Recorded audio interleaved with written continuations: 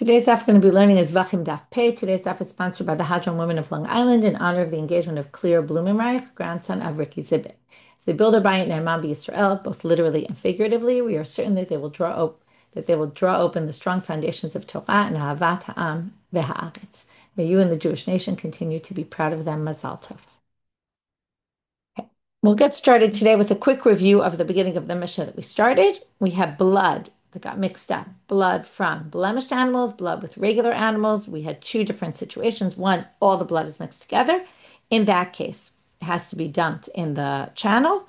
But if it's kos b'kosot, we have different cups from different animal, right, from each animal, and we just don't know which are the blemished, which are not. Then we get into this machloket, Rabbi Eliezer and the rabbis, which is very similar to the same machloket they had about the limbs of the blemished animals and the regular animals. The Gemara is going to ask, what are we learning from, right? Why do we have to say that they have a machloket in both? Wouldn't it be obvious, right? These are, again, separate parts like limbs, and we just don't know which are which. Cups of blood, why would there be any difference? There is no difference, but why did the Mishnah need to tell us?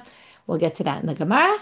Then, right, so again, Rabbi Eliezer says this whole thing, the first one you do, we can be tolin, and as you're not supposed to do it at all. But if you were to take the blood of one cup and put it on the altar, then we can assume that that was the problematic one and permit all the others. The rabbi said no, even if you did all of them and there's only one left, you still can't do it. Then we started with, and now we're going to have a whole bunch of good sacrifices that the blood gets mixed up. In the first case we saw yesterday, the blood from the ones that go above got mixed with the blood from the ones below, meaning let's say you have a chatat and an ola. Okay, so if that happens, Rabbi Eliezer says you put them up above, and then you do what we call rowing. We just assume that whatever you put above that's not supposed to be above is as if it's water. And you're fine because you're not putting something on the altar that shouldn't be there because you're not actually offering it for the sake of offering it. If it's all good blood, then the blood that's supposed to be there, great. If not, you're saying whatever's not supposed to be here, I view like water, which you could see why not everyone would agree with that. It's a little, right? In the end, you are putting blood there that maybe doesn't belong there. And that's why the rabbis say, no, you can't do this at all. You have to spill it all out in the Amma. And again, we have this struggle between, right, would we rather waste kachim or would we rather avoid, right, disgracing the altar by putting the wrong thing on the altar? That pull. Okay, but in the end, the rabbis agree that if it was done, it's done and it's fine. They just would prefer you not do that. Now we get to our daf. Now we're going to have other korbanot mixed in, which have either the same rules or different rules. So let's say right now we're all on either they're all below or they're all above. We're now on below because they're nitanim b'matana achat. So remember, the only ones that go at the top of the altar, if we're talking about animals, not birds, is the sin offering. But now we have sacrifices. This all takes us back to Ezu Mukoman Shel Zvachim, that whole chapter about all the different details. Which korbanot get what? There's some that have only one placement on the altar, and that's the Bechor, Maaser, and Pesach. There's one placing of blood. So, nitanim b'matana achat, nitavu b'nitanim b'matana achat. You have two different animals, blood that got confused. Some is the Bechor, one is a Maaser, or two different Bechorim. Okay, but it's from two different animals.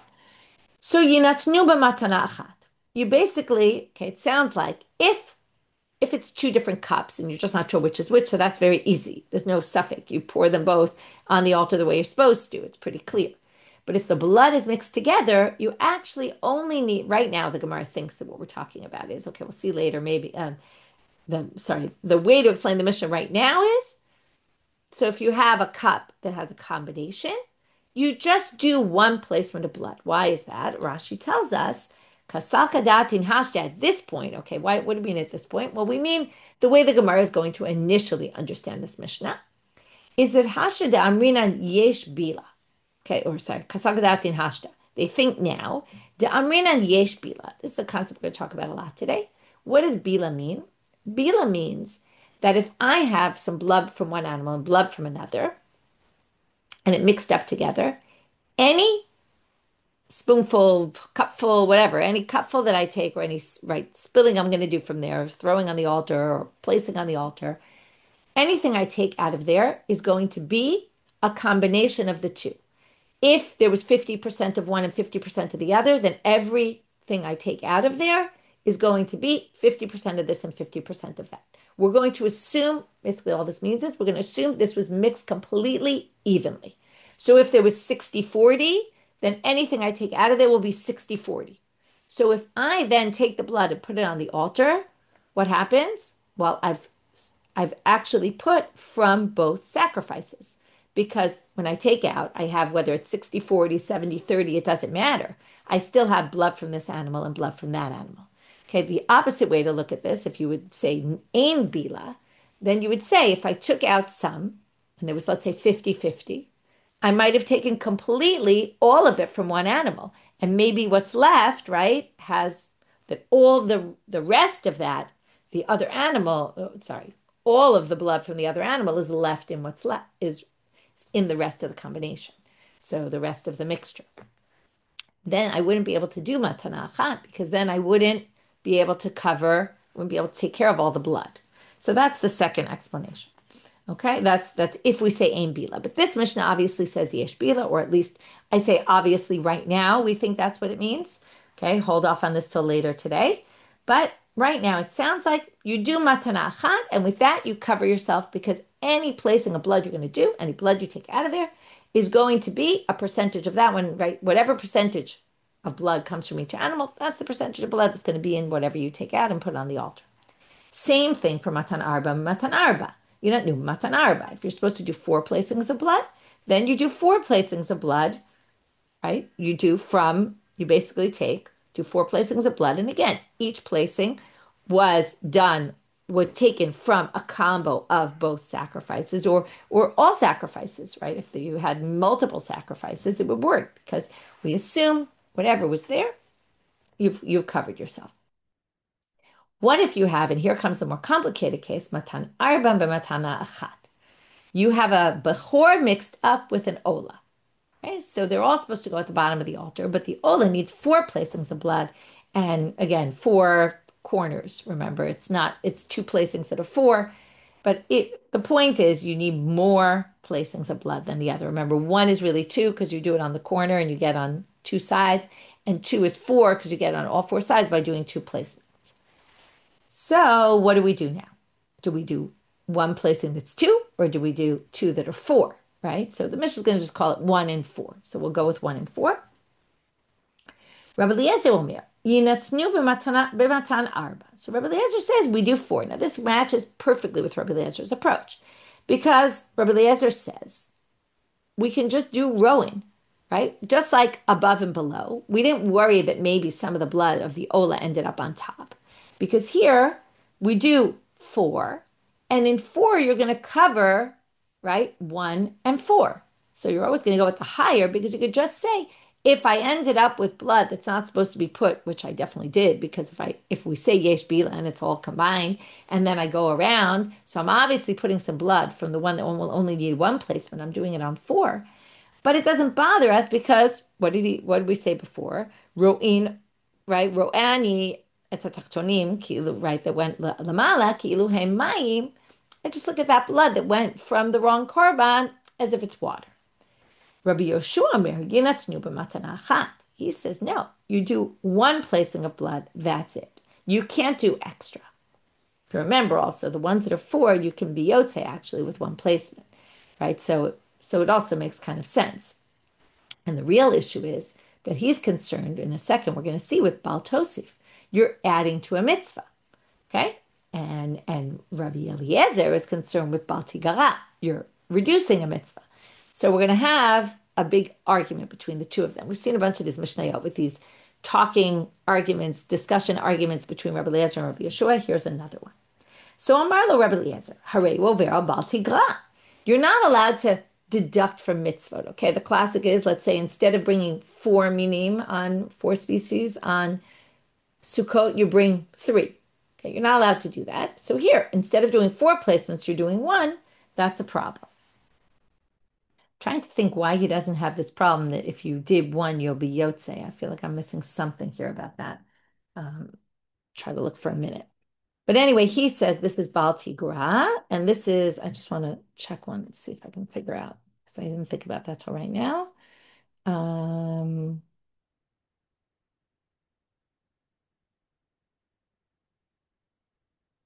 Ah, right. That's the issue. Now I remember.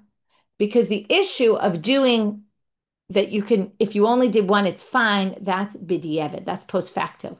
Here we're standing, and this is what we call lichatchila. Now you could say it's a b'di'evet situation. It's a post facto situation because the blood got mixed. But the issue is that you can't, in other words, according to Rabbi Eliezer, you can't, well, not according to anyone, you can't say, I'm going to go ahead and only do one placing of the blood when you know you're obligated in four. It's only if for whatever reason only one was done, you can fulfill your obligation that way. But that's what we call b'di'evet post facto. So now Rabbi Eliezer says, Harei over bal tikara, and you haven't fulfilled your mitzvah because you did only one when you really have to do four. Amar Rabbi Yeshua, Harei over bal tosif, right? It says you're not allowed to add to the mitzvah, you're not allowed to detract, just like you can't have three of the minim on in the lulav, lulav etrog hadasa rava. You need all four. You also can't do five.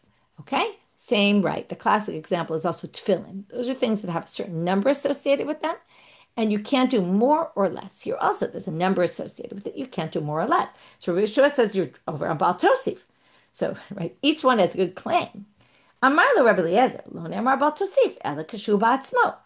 Bal tosif is only an issue, like we said, you have tefillin and it's one tefillin and you're adding to it instead of four, you're doing five.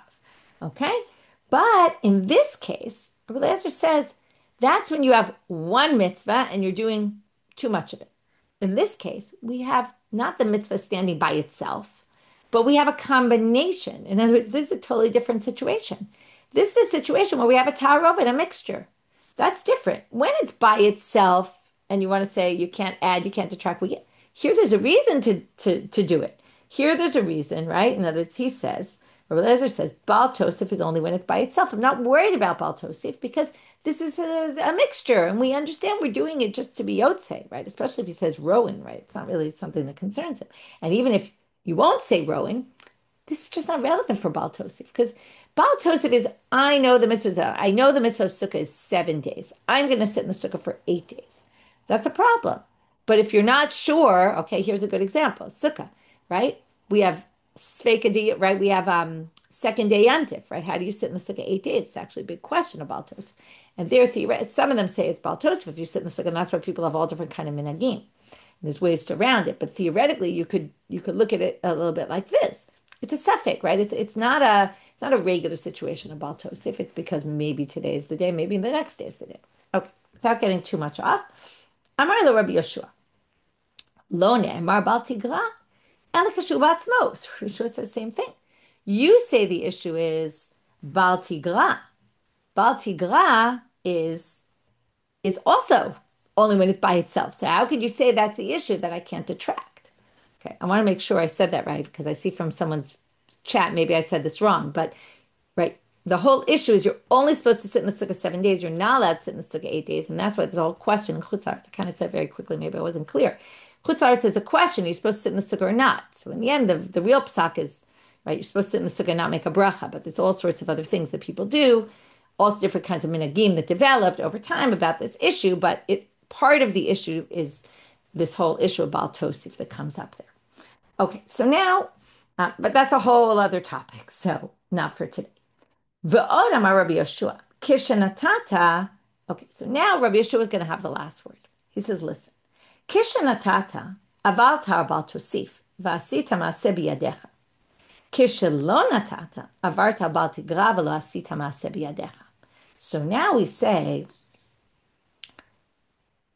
in the end, right, it seems they're both equal. Either you're going to have Baal Tosif or Baal Tigra in a case of a Tarovet, or you're not going to have. And they can each argue whatever they want to argue, but in the end, it's really equal. It's either yes or it's either no to both.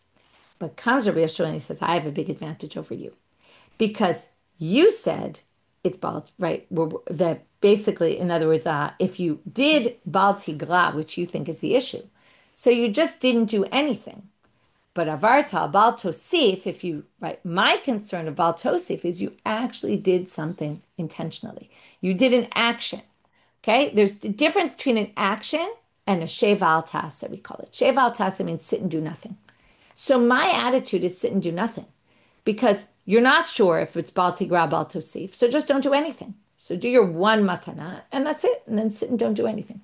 You want to do three extra matanot that might be adding and you're doing an action in doing it. It's much worse to do an action that's wrong than to just sit and do nothing. That's a principle that comes up a lot. Difference between kumase, get up and do something, which is what Rabbi Lezer wants to do, and sheval tase, which is what Rabbi Yeshua wants to do. Kind of like leaving status quo, like just not doing anything. So it's true you might be doing something wrong, but it's if all things are equal, better to do it that way. So that's the big discussion between them, and now we're going to get to the Gemara. Amar Rabbi Elazar. So now we're back to a sugya we already saw, which is in the first case, really the second case, the kos b'kosot. Rabbi Eliezer said, if you did one, then you can do all the rest. Remember, we said that's only if you bring them in pairs. So again, they're going to quote that. Amar Rabbi Elazar. Rabbi Elazar, the Amora, comes and says, Lo chshir Rabbi Eliezer ela shnayim shnayim. Rabbi Eliezer only permitted if you do it in pairs after. So you have to bring the kosot to the altar in pairs together because we want to make sure you have at least one that's definitely permitted because you know that one is forbidden. So if you bring two together, at least you have one that's permitted. Which again, not so clear how that resolves anything, but he seems to think that that would work. But you can't do them one at a time. Mativ Rav Dimi. Last time it was Rabbi Yirmiyah. This time it's Rav Dimi says,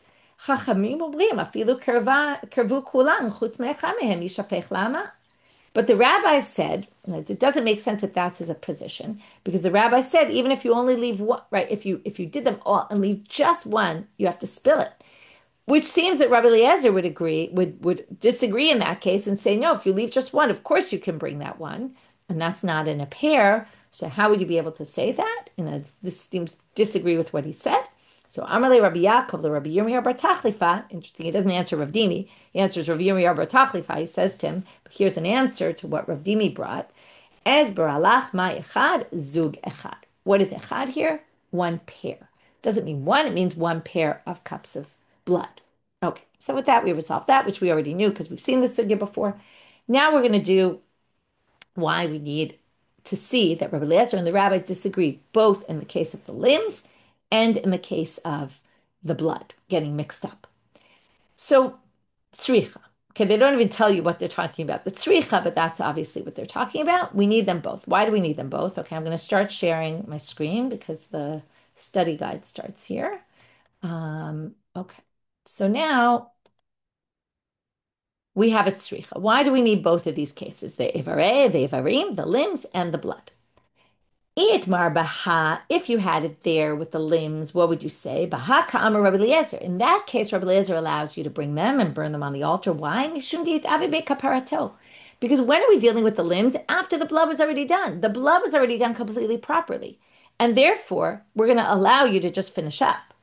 But baha emamodi rabbanan. But when this is the blood, that's the main part, and the blood has blemished animals mixed in. Maybe they would agree with the rabbis that you can't do this. V'it mar baha. Now, from that same logic, if we just had the case of our Mishnah where they have a machloket in the blood, you would say baha kamri rabbanan. That's why the rabbis forbade it because you haven't yet done the atonement, and maybe now you have a problem. We're not going to allow you to bring this. Aval baha. But in the case of the limbs. You might think they would agree with Rabbi Eliezer, and therefore it's tzricha. You need them both. Okay, Tznan Hatam. Now we start with a Mishnah. We're going to bring a Mishnah from Para, which actually we saw part of this before, but we saw something of this later. Later, we'll quote something where we made this comparison. We tried to learn the blood from the sprinkling about whether you need a requisite amount for the blood. This was on Daf Ayin Hey, and they brought this topic of whether dam chatat needs, and they tried to say, oh, just like blood, just like the sprinkling has a shiur or doesn't have a shiur, also the blood won't have a shiur, and then they rejected that. But now they're going to bring in this topic, and then later we're going to bring it back to our Mishnah and compare it to the blood and assume that the same is true for both about the bila issue. This is really where we're going to get into what we talked about in the Mishnah about things being combined.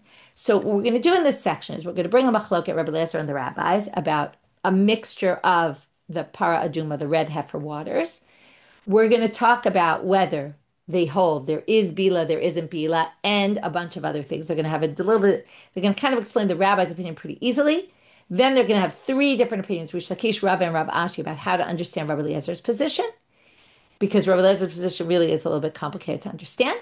Then we're going to ask a difficulty one difficulty on Rish Lakish, and then six difficulties on Rav Ashi. The last one is really in tomorrow's daf, so we won't do that one today. But that's the structure of what we're going to do. So we start with this case in Para. Okay, it's a Mishnah in Para, chapter 9, verse Mishnah Aleph. Sluchit shenaflu letocha mayim kolshehu. So we have a bowl with para aduma waters in it, the red heifer waters that we use to sprinkle people who become impure to the dead. And a little bit of water fell into there. Okay, now in the beginning, we're going to say that the little bit is not exactly a drop. It's more than a drop. Later, we're going to go back to saying, what do you mean? It says kolshu. Okay, but you have to, it's a little tricky. So assume right now, kolshu means some water. We don't know how much. Some water fell into this water. So you're going to see why this is similar to our blood and our blood. And Rabbi Eliezer is going to disagree with the rabbis, just like in our Mishnah. Rabbi Eliezer Omer, Yazeh shtei hazaot.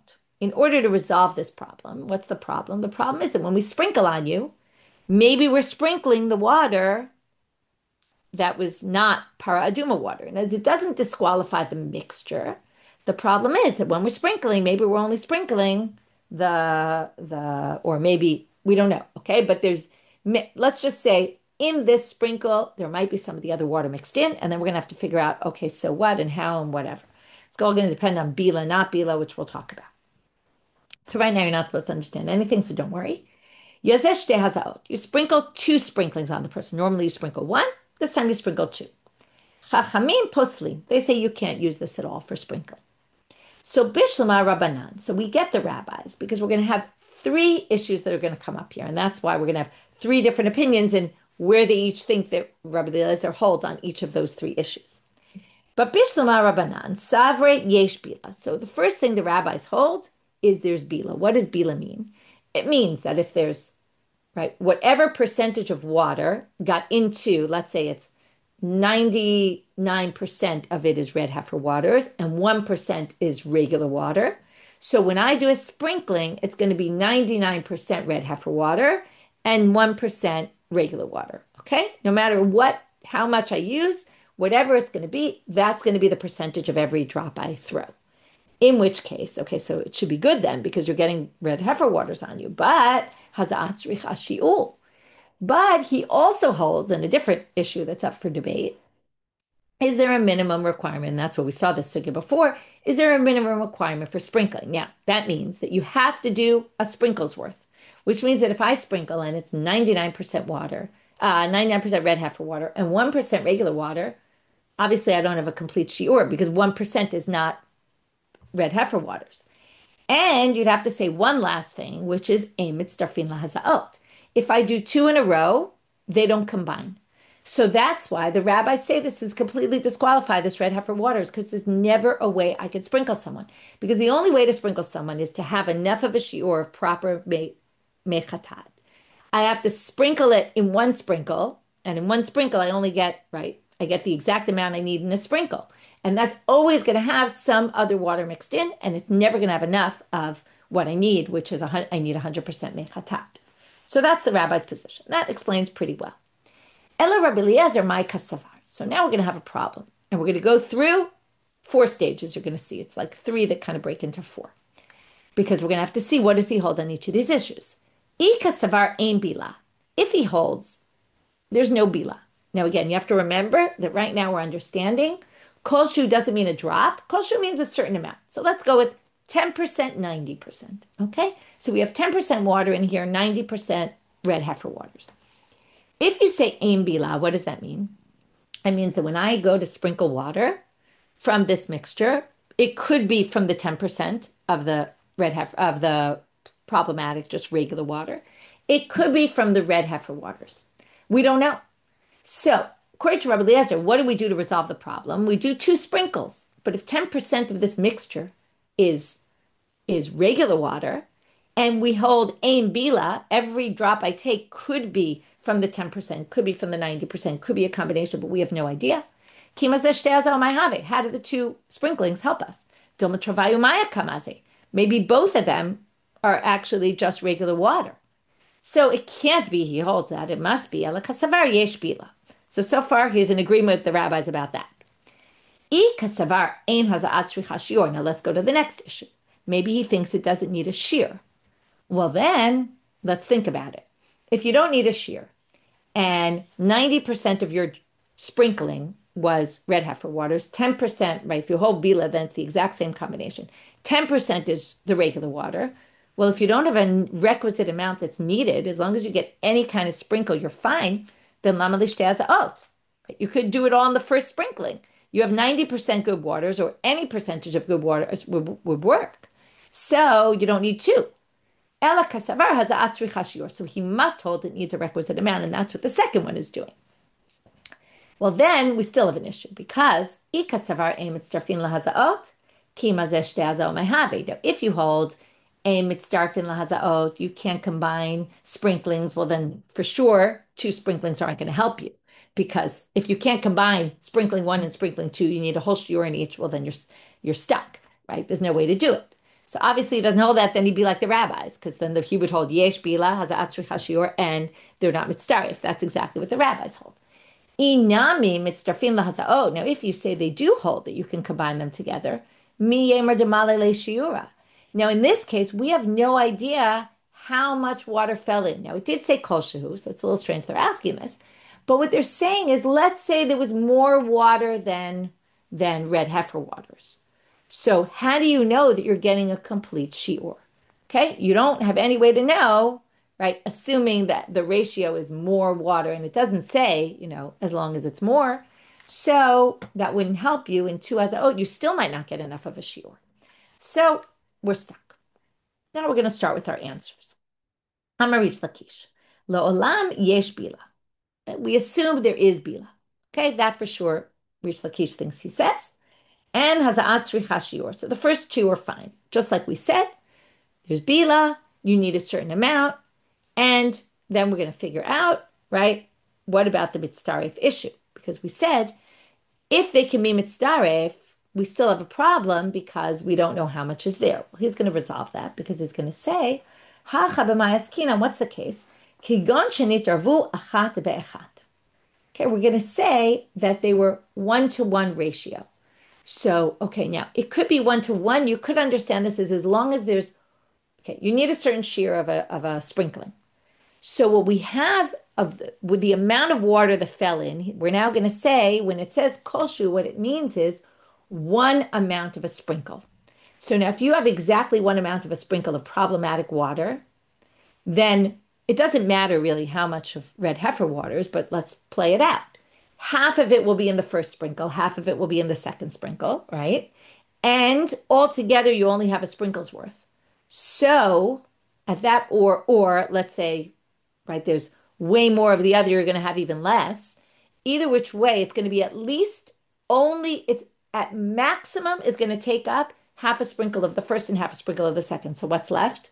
A good, right? Then you're left with at least 50% in the first and 50% in the second of a good sprinkle of the red heifer waters.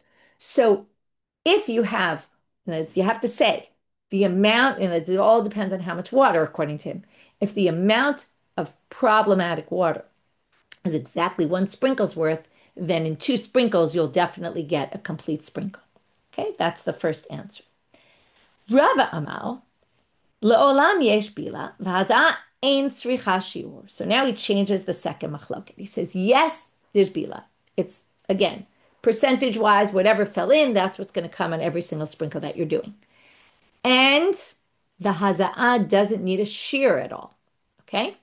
Now, so that means, theoretically, let's just talk about this. According to Rava right now, what's the problem with this? Well, if there's bila and every sprinkle has part and part, and you don't need a minimum amount for sprinkling, well, then as soon as you sprinkle one, you should be fine. Why does Rabbi Eliezer need two? And by the way, I wrote here that whether the haza'ot combine, two can combine is an irrelevant issue because you don't need them to combine. Combining is only to get to a requisite amount. There is no requisite amount. So then really, why do you need two?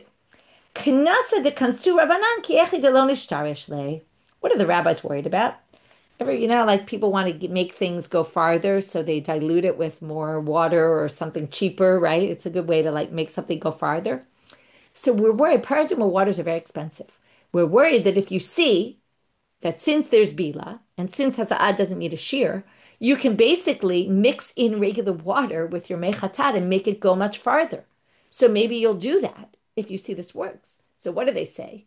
No, you have to do two hazaot as a punishment, as a penalty, I should say, as a penalty so that you don't say. So basically, whatever you gain, you're now losing because you're sprinkling it another sprinkle. Okay? So that's why you have to do two. So the two is totally not relevant to our issue. It's just we don't want people to take advantage and start mixing water with paraduma waters. But Rav Ashi Amal, and here, if you look in the side note, it adds some words from a different girsa, which I want to read because I think they're interesting. The Rav Ashi starts off according to this other version, not the one said in our Gemara, but Mayim Kol Shutzna. First, he disagrees with the other two, and he says, neither of you are fitting with the words of this Mishnah, because the Mishnah. The Mishnah says Kolshu. Kolshu is a teeny bit. So first of all, Rava, it's totally irrelevant. We're not worried about penalizing someone or putting this penalty in to prevent someone from adding more water when we're talking about a drop, right? That's not a big savings of any kind of money or anything. So that's an irrelevant issue. And according to Rish Lakish, remember he said where it was a complete drop and the whole problem, he says there's a drop, a teeny drop. It's certainly not going to be, you don't need to say it's a whole shear of haza'ah here. It's just one drop. So your explanation is completely wrong. So now we have to explain what's Rav Ashi's position. So he has a big change from all the others because he says ein bila. Okay, that's his first thing he says. And yazesh hazaot. So his whole thing is ein bila. Because now let's play it all out. He points out that there's just a kolshu, a teeny drop. So now, if you say, right, if you start sprinkling, then what's the problem? Well, maybe you have a kolshu. Maybe your drop, okay, if there's no bila, it could be that the kolshu, what are you sprinkling? Maybe you're sprinkling the one that's water, because if there's no bila, then we don't look at everything as a combo of both. Maybe the one you're sprinkling is the one that's specifically just plain water. So because of that, you need to sprinkle a second time. Okay, so he doesn't think you need a minimum requisite amount. He doesn't think, obviously, then you don't need them to combine because that's irrelevant. So the only thing he basically says that is the most important thing here is there's no bila. Because there's no bila, you need two. Because the first one might be just plain water. The second one, you'll be Yotzei Yochiyuv for sure because there's only a kol shehu. Okay, and therefore there's not enough for two sprinkles of the water. So two sprinkles covers you. It's actually the simplest answer, but it's going to be the one that's going to cause the most problems, and you'll see in a minute. So now we're going to start our series of questions. The first is on Rish Lakish. Now you have to see, this is why I like to chart out, because you see Rish Lakish answers yes to all three questions. Rava answers yes to Bila, no to the rest. Rav Ashi answers no to everything. So where does Rish Lakish differ from everyone? On Haza'at Tzricha Shiur. He thinks that according to Rabbi Eliezer, Haza'at needs a requisite amount.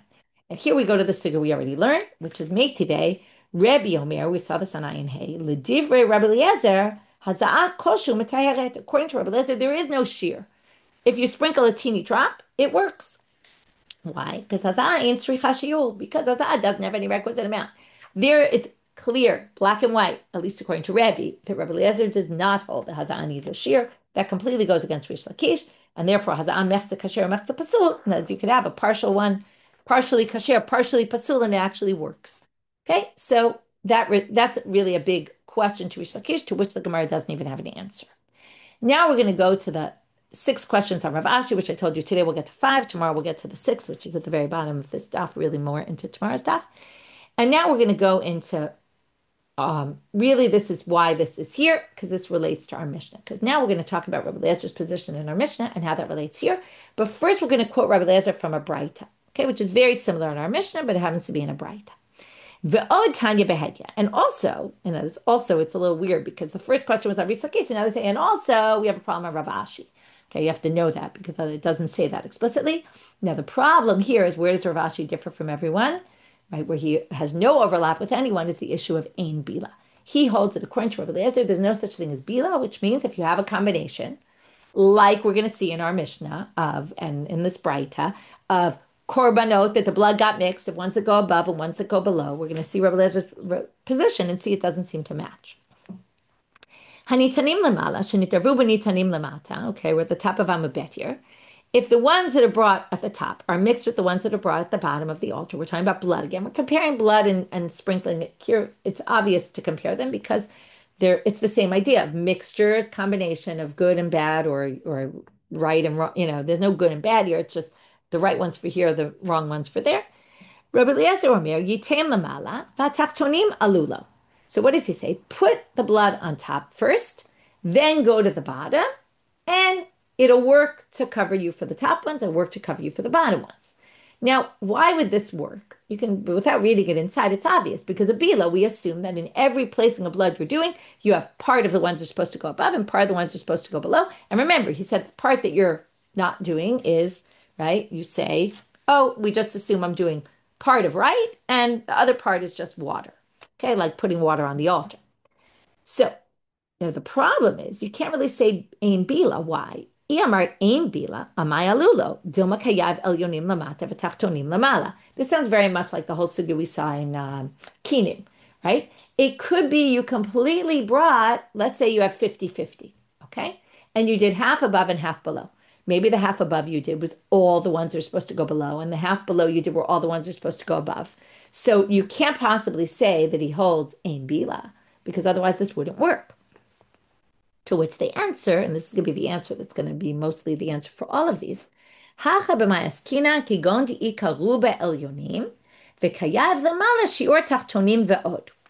I gave numbers here. It doesn't have to be these numbers, but the main point is that the ones that have to go above the sin offerings are 60% of the blood you have. And the ones that have to go below are only 40%. And then you go above, and you do more than the amount of the tachtonim. So, okay, let's just spell it out. If the tachtonim are 40%, what's supposed to go at the bottom is 40%. And at the above, you put 50%. Okay, let's say you did 50-50. Okay, 50 above, 50 below. Again, you could pick many different examples here. But the main point is that above, okay, you have two main points here that whatever numbers you choose, it has to be. That above, there's a higher percentage than below. And what you put at the top was more than the amount of blood you had for the bottom of the altar. So what's the worst case scenario if there's no bila? If you put 50% of the bloods above, what do you have in the worst case scenario? All the blood of the bottom went at the top. So 40% of what you put at the top is bottom blood, but you still have 10% is top blood. So you basically covered your sacrifice at the top because you at least have some of the blood from there went on the altar. Remember, all the blood doesn't need to go. There's always the remainder. So you at least covered the top with the top, okay? Which sounds good. What's the problem? Well, that doesn't work perfectly because that might have covered your top, but what about the bottom? At the bottom, what are you left with in the worst case scenario? Only blood from the sin offerings, and now you want to do them at the bottom, which is wrong. And what did the Braita say?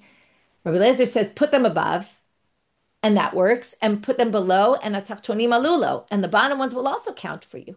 So, hatachtonim alulo katani. You can't say that in this situation. If the majority were the top and the minority were the bottom, you could have put all the bottom ones on top. At least you covered the top because you filled it in, right? To get to the amount you put, there were more in the, right? You put more, which means you definitely include it from the top. But now you're left with nothing at the bottom that really belongs to the bottom. Again, this is the worst case scenario. So they say, oh, when he said the tachtonim work for you, what he meant is l'shem shirayim. In other words, the bottom ones work no matter what. Now, they don't necessarily work to cover your obligation of the Ola, but they could either work as Ola if you happen to have the bottom ones mixed in there, or if it was all top ones, well, the top ones anyway have to go at the bottom because they're the remainder, what's left from what you did above. You put some of them above, and now the rest of it goes on the bottom of the altar. So either which way, you're covered with the bottom ones. Okay, that was the first difficulty. Second one, Tashma. The Braita continues, Natan lamata v'lo nimlach. What if the Kohen didn't ask? Okay, he's supposed to put them above first, then below. Okay, but what if he didn't do that? Natan lamata v'lo nimlach. So he just puts them below. Rabbi Eliezer Homel, yachzor v'yiten lamala v'tachtonim alulo. Okay, you go and put above after that, and the bottom ones also. In other words, and again, this worked and that worked. So what do they say? Hachan, and then it seems to be problematic. If there's no bila, then how do we know that they all worked? It could be you put them in the wrong place. So they're going to answer this in the exact same way. Hachinami beruba elyonim, hakayav shiur lamala v'tachtonim lamala shiur tachtonim ve'od. Again, the majority was above, and what you ended up doing above was more than the percentage of how much you had to do, how much you had of below, and therefore you definitely have ones above. But again, the same problem. V'hatachtonim alulo katani. Here it's difficult to say the shirayim. Why? Because you did the tachtonim first. That can't be remainder. But the Gemara says l'shem shirayim. They say no, the bottom ones counted for remainder. Okay, this is a bit of a strange answer. There's two ways to resolve it. One is to claim, which is a weird claim, that you could deal with the remainder before you do the first ones, before you actually do the placings of the blood, which would be strange. Some people say, which also doesn't really work with the words, that when Rabbi Eliezer says you have to, if you put them below first, you have to put them above, what he really means to say is you have to put them above, and then you have to go back and do some at the bottom. And those are the ones that worked for him. Again, either which way, it's a little bit of a stretch, but we're going to leave it. Third difficulty, tashma. Nitanan lamala velo nimlach. Now, what if you put it above and you didn't ask? Now, here we're going to really go back to the rabbis. The rabbis say you're not allowed to do this. But if you already did it, elu ve'elu modim shiachzor v'yitain lamata. Okay, this is the same for Rabbi Eliezer, because he said anyway that's what you're supposed to do. But according to the rabbis who didn't allow this at all, they say, well, if you already put lamala, then we allow you to continue and put lamata, and elu ve'elu alulo. Now, okay, so now, how does this work? Because again, now we're back to just the same problem that we already answered. And that's what they're going to say. Like, how does this work according to Rabbi Eliezer if he holds Ein Bila? To which they answer, again, the same answer. And as they go back to as if you forgot the previous answers, you didn't know that. And we're reading this with new eyes, as if you didn't know that answer. So again, Hachinami Beruba El Yonim, V'kayav Lamala Shiur Tachtonim V'od. Okay, same answer. The reason why it works above and below is because there's more above. And you gave a higher, right? You gave enough above that it included, at worst case, all was below. In addition, there was some above, and therefore you were covered. And what about the bottom? Right now, elu ve'elu alulo. Now here, they don't answer the shirayim answer. Maybe because they have a different answer. There's some other people that explain a different reason why they don't, but I'll show you here what the problem is. Ha'elu ve'elu alulo katani. Now, elu ve'elu alulo sounds like the upper ones and the bottom ones count for him, both according to Rabbi Eliezer and according to the rabbis, because this one relates to both of them. And then we're going to have a problem because how could the bottom ones? Maybe there's only top ones there. And again, we answered earlier Shirayim. Some people explain why we couldn't have answered Shirayim here, but here they give a different answer. Mikatani, now there's two Elu ve'elus here. If you did it above and you didn't ask, Elu ve'elu means Rabbi Eliezer and the rabbis both agree, and the big chiddush is the rabbis even agree that you could continue and do it lamata once you already started. But elu ve'elu alulo, we also assumed was according to both opinions. Well, now to resolve the difficulty with Rabbi Eliezer, according to the way Rav Ashi explained it, we just say mikatani elu ve'elu modim. The second elu ve'elu doesn't say both the rabbis and Rabbi Eliezer agree. The elu ve'elu here is referring to the upper blood and the lower bloods, and right elu ve'elu alulo katane seif atan l'Rabbanan da'amar yesh bila. Maybe you could just say that this last line isn't according to Rabbi Eliezer at all. It's according to the rabbis, who hold that there is Bila, because remember, that's what the rabbis hold. They think it is viewed as a complete combination, and that's why they have no problem. But maybe that Elu Elu isn't Rabbi Eliezer. Again, it's not the strongest answer because it doesn't say anywhere this is only according to the rabbis. Okay. Tashma. Now we get to our Mishnah. And now we're going to quote. The next three issues are going to come from our Mishnah. Like I said, we're only going to do two today, and then we'll stop. Tashma. Hanitanim b'matana achat. Shanit arva b'nitanim b'matana achat. If you have bloods that were mixed up, right, one bechor and a bechor, what do? Yinatnu b'matana achat. V'i amart ein bila, amay yinatnu b'matana achat. If you say there's no bila, then what's the problem? How can you give one gift? Because if you give one gift, what's the problem? You're going to end up with a combination. Okay, so now we're going to learn that what they mean by matana achat really means that you have to give one for each. So you do one, and then you do another one, which wasn't so clear before, but now it's going to be clear. So they say, Dilma mehai kayav umehai lo kayav, right? There's a mixture here. Maybe all the blood you're taking is from the one korban and not from the other, because if we don't view each one as a complete combo. So they say, kigon shenit arvu achat be'echat.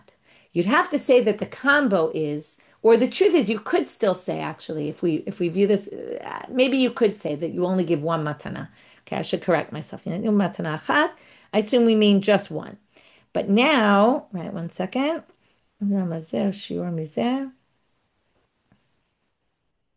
Right, that's what they're going to say, that you actually have to bring two. And sorry, I am right that they do think you have to bring two matanot here. And nitarvu achat be'echat. Okay, again, achat be'echat means like what it meant before. Let's say it could even be, it doesn't have to be one to one. It could, right, and what they're saying here is there was only one placement's worth of one that got mixed into the other. Could be 1-to-1 ratio, it could be 1-to-5 ratio, it doesn't matter. Because if you have a shear of how much you're supposed to put of blood on the altar, and you do two placings, right? You do one for one and one for the other. And since there was only a measure of one placement in of the, let's say, Bechor number one, then in two placings, you're definitely going to cover both animals. So that's what you'd have to say the case is, and that would work with Rav Ashi. And we're going to do the exact same thing in the next one, Matan Arba, Matan Arba. And they're going to say the same thing, Hachinam Shinitavu Arba Ba'arba. Okay, same thing with the 4 and 4. If you have four placings that got mixed with four placings, then how are you going to do that if Ein Bila? Right? Because maybe you're only doing one korban. And again, the answer is going to be where it's exactly one of them at least has exactly four placings. And therefore, if you do four placings and then you do another four placings, you're for sure covering both animals in some way. Okay, so that was all our difficulties on Rav Ashi. So what we did in today's daf, we started with the Mishnah about how we deal with combinations of bloods that get mixed up with different amounts, cases of where there's different amounts of bloods mixed in. Then we had this machloket Rabbi Lezer and Rabbi Yeshua about Bal Tikara or Bal Tosif, which one are we better off doing, more or less? And really, it's whether you hold by rowing or not. Can we view this as if it's just water, which Rabbi Lezer has no problem with? Rabbi Yeshua doesn't agree with that. And then we had, okay, so we limited the shnaim in that first case of this, and we talked about the limbs, comparing the blood to the limbs that combine and why you needed both to say that there's machlokes Rabbi Lezer and the rabbis. And then the whole second part, we just dealt with this Mishnah in Para, how to explain Rabbi Lezer's position in the Mishnah, the three different approaches. One difficulty was raised on Rish Lakish, and then six difficulties, which we haven't seen the six yet, were raised on Rav Ashi. If you really hold it, Rabbi Lezer holds in Bila. How does this all work out with these bloods cases? And where Bila clearly is a factor there, to which we came up with ways based on the percentages and based on what we call ukimtas. The cases would only work in particular unique circumstances where there was a higher percentage of the upper blood than the bottom blood. And that would be the only way it would work. And by viewing when it says you fulfilled the bottom, most of the time we had to say that's really the shirayim or something else, not necessarily your sacrifice. And with that, we